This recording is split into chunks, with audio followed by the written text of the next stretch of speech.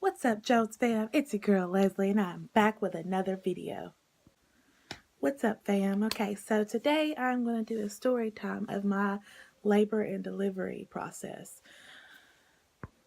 So like I said in my last video, my pregnancy was the worst. Like that, halfway through my pregnancy, I knew I was done. I knew I was done having children. I love babies, but pregnancy is just not for me. So let's see, let's go back to trying to get her to come out. She stayed very low my whole pregnancy. As many moms know who experienced this, some babies like to stay on your pelvic bone. Leanna did. And fun fact, one time when we went to the ultrasound appointment, they saw her head banging on my pelvic bone. That wasn't too fun. But I had been trying to get her to come out because she was already extremely low, and at 37-week appointment, my doctor, they checked me and said that, I was already 2 centimeters dilated, and for me to do what I can to get her to come, and if I don't come in the next week or so, they were going to induce me. Well, she didn't come, so I had to get induced. I got induced on a Monday morning at 6 a.m. Actually, the night before, my friend Melissa, shout out to Missy, she talked me into watching The Conjuring that night, and I did, and needless to say, I started having contractions that night. It wasn't strong enough to, go to the hospital, but when I did get to the hospital that night, well, that next morning, to be induced, I got told that I was already having contractions.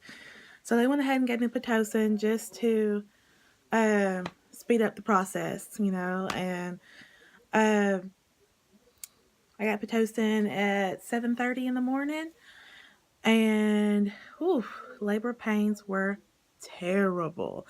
Let me tell you, she was very stubborn and didn't want to move down, and it hurt, and my dumb self thought, well, I'm going to try to make it to at least 6 centimeters before I get an epidural.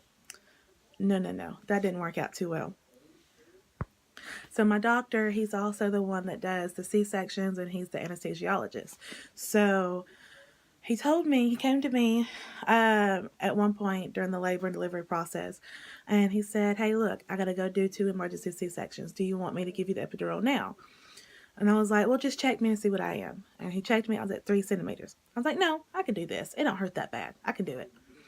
He was like, okay, girl. 3.5 hours later, he came back.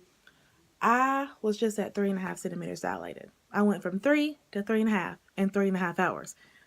I was mad. So when he told me that, I immediately said, okay, bring the epidural in now. And he had said that I knew you were going to say that, so I went ahead and got it ready. Well, good. I'm glad you know me, because I was like, no. So I got the epidural, and I personally did not know that in bigger women, you have a higher chance of having your blood pressure bottom out whenever you get an epidural. Well, mine did, and it happened in a matter of maybe 10 minutes after I got the epidural. All of a sudden, I just started feeling like this lightheaded feeling. I got real cold. It felt like I was in a tunnel, and everything got real dark around me. And I just remember reaching out and grabbing Leanna's father's hand and my boyfriend's hand. And I was like, something's not right. And he was like, well, just give it a second. You got to let it kick in. I was like, no. Something's not right. I feel cold. And then immediately after I said that, I passed out. But before my eyes closed, I saw the nurses running in. And so I wake up 2 hours later, and they tell me that my blood pressure had bottomed out really bad. And so they had to give me something to get my blood pressure back up, and they got me on oxygen and all that fun mess. So after that, it was just smooth sailing. Before I got the epidural, I had front and back labor. That was terrible. I don't know if I could have done it without the epidural. So after a few hours later, I got to the point where I could start pushing. Now, lucky me, yay, I started pushing and I only had to push for 10 minutes. I pushed 4 times total, and let me tell you, this little girl's head was so big. Oh my God. Um, People tell you that when you get the epidural, you don't feel what's called the ring of fire, and that's when you're crowning. Whew. I don't know if my epidural just wore off or they lied because I felt every bit of that. Every bit of that big old head that was coming out of me. Um, but as soon as I saw her, I was in love, and I just knew that she was going to change my life, and she did. She is my everything now, and I love her, and I love being her mommy, and I wouldn't change my labor and delivery story for anything. Um, I love my daughter. So, that is pretty much it for my labor and delivery story.